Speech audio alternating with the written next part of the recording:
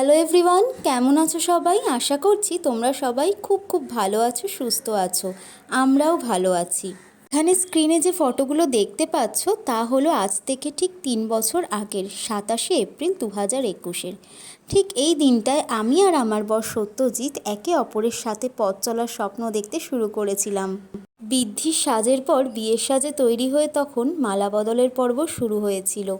তোমাদেরকে সঙ্গে নিয়ে চলো আজ আমার অতীতে একটু ফিরে যাই। আমার মতো তোমাদেরও হয়তো কিছু পুরনো স্মৃতি মনে পড়ে যাবে, কি তাই তো?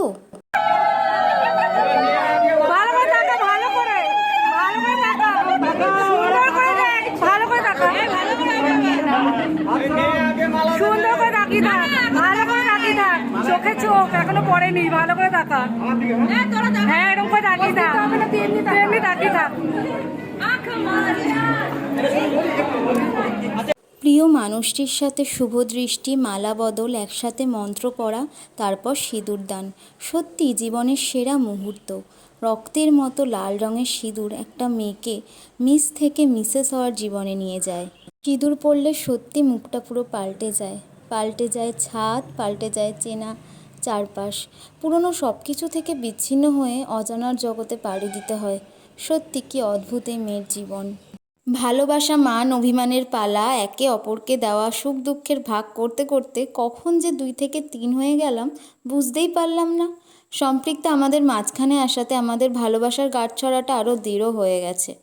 তাই তো আমাদের 3য় বিবাহবার্ষিকী আমরা একটু স্পেশালভাবে একসাথে সেলিব্রেট করছি। এই কারণেই স্পেশাল, কারণ আমাদের প্রথম বিবাহবার্ষিকীতে আমরা ছিলাম 2 জন, দ্বিতীয় বিবাহবার্ষিকীতে আমার হাজব্যান্ড আমার কাছে ছিল না, আর তৃতীয় বিবাহবার্ষিকীতে আমরা 3 জনই একসাথে এক জায়গায় আছি, সেটা ভেবেই খুব ভালো লাগলো। তাই আমার বর রাত 12টার সময় ঠিক কেক নিয়ে আসলো, আমরা কেক কাটলাম।